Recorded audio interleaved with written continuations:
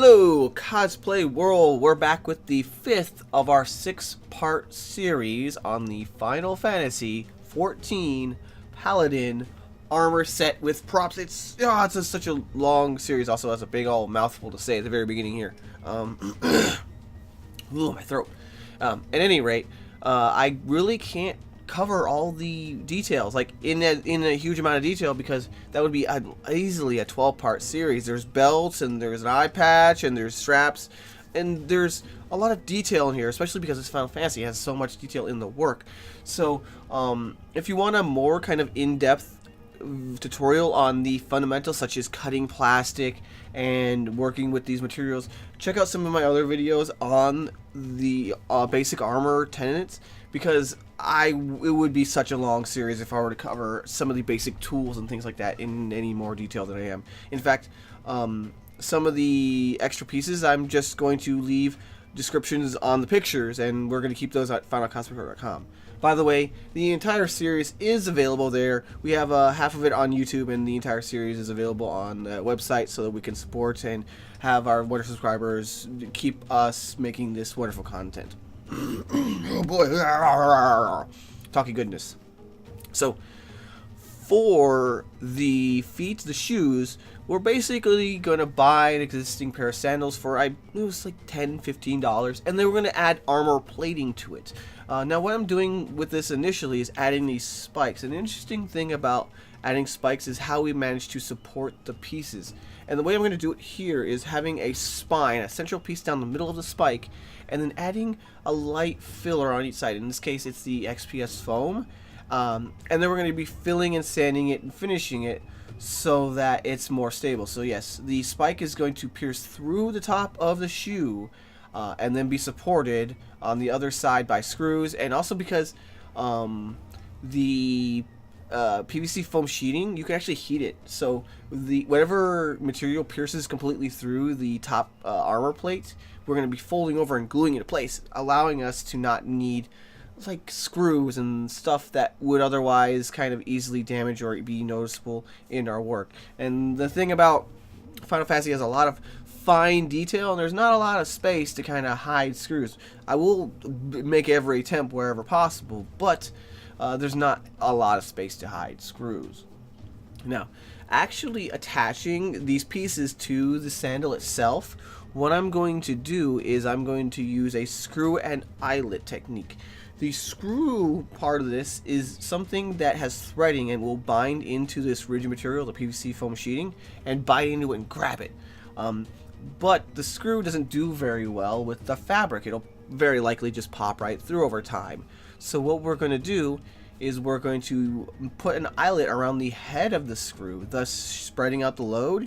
And just like a rivet or an eyelet, it's going to hold the plates that we attach in place. And that's how I attach a lot of my heavy armors to fabric, especially where I don't have the option to say sew a support plate or something like that onto the piece, which is also an option for us here. And you can see this is where I'm heating up the little pit flaps at the end, and I'm gluing them down in place, and that's going to be how we support the spikes. Yeah. Now, of course, I'm going to go in with a bit of wood filler or whatever finishing material to make sure that they transition nicely. The spikes may not have 100% perfect contact with the plate, but that's fine. So now let's move up the leg to the knee sections and some of the thigh sections. The thigh sections are actually done in a very similar fashion, so it's a repeat of this, more or less. We've already templated, we've cut out the piece with our hot knife. If you've been watching me using hot knife to get all these exceptionally complex shapes out, it would be even difficult to do with say, a scroll saw. Maybe a laser cutter would do a better job, I'll be honest with you, but I don't know too many cosplayers, or it's not particularly common for cosplayers to have access to a laser engraver / cutter. Sorry, a little blow, my voice is just going out from ranting. So I'm actually going to be heating up and shaping these pieces over my knee. I've got some very heavy, thick jeans on. I wouldn't recommend this on material that's susceptible to heat. But you can kind of shape them over your leg or over whatever part you happen to be making armor in general, actually. But remember that it is hot and we do not want to burn ourselves. If you're heating these pieces uniformly and evenly, you should be able to get it soft enough to where it's malleable like leather, but not so soft that it starts blemishing the surface and starts damaging it, causing discoloration or even burning it. At the point where it starts turning like orange, you need to back off. You need to do a slower burn. Think of it as baking. We're not trying to grill the plastic, we're just slowly warming it up, slowly baking it until it gets nice and soft and malleable. Then when we can shape it, we bend it and hold it to that shape. It will cool down and then it will retain that shape. That's the kind of basic premise here of working with thermoformal materials. It's a similar technique you'll find with EVA foam and Warble, and if you've worked with those, PVC foam sheeting works on the same principle, but it has a higher temperature threshold and it is more rigid.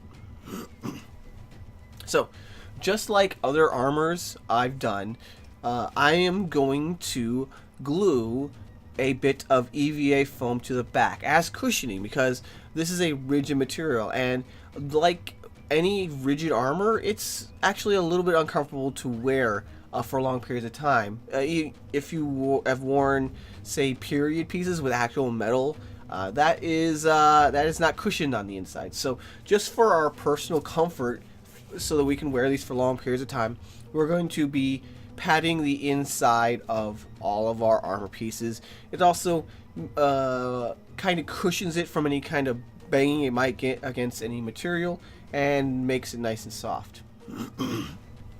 So around the legs, what we're going to be doing is some vinyl over foam as well. Now these sections are going to be on the back of the leg. These are going to be the sections that we open and close and allow it to fix to our leg, and we'll be adding the straps to, the buckles, the snaps, all those functional parts of the armor that allow us to get in and out. Now we're going to be doing the vinyl over foam technique with a bit of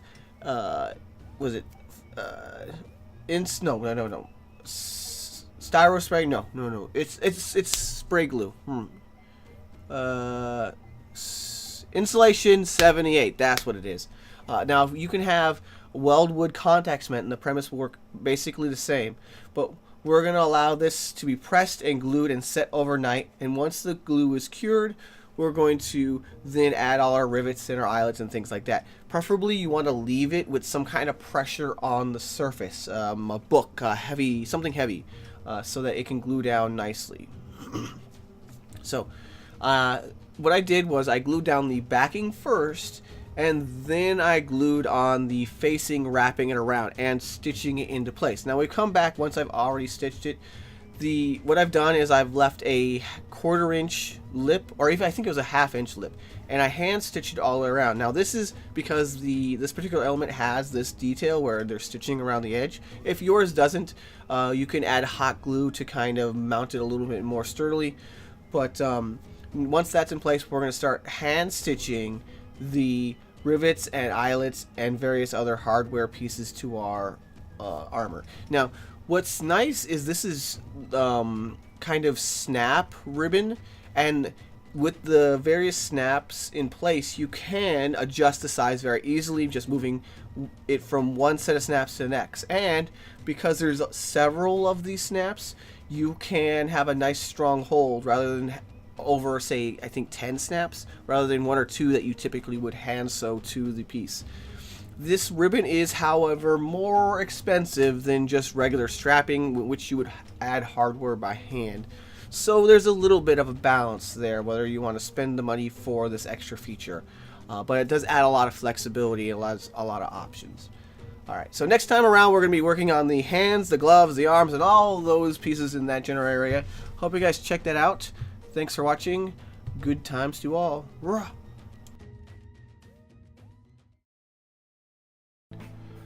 Go check out finalcosplaycore.com for more on this and other awesome cosplay goodness. Links in the description. Hope you guys enjoy. Good times to all.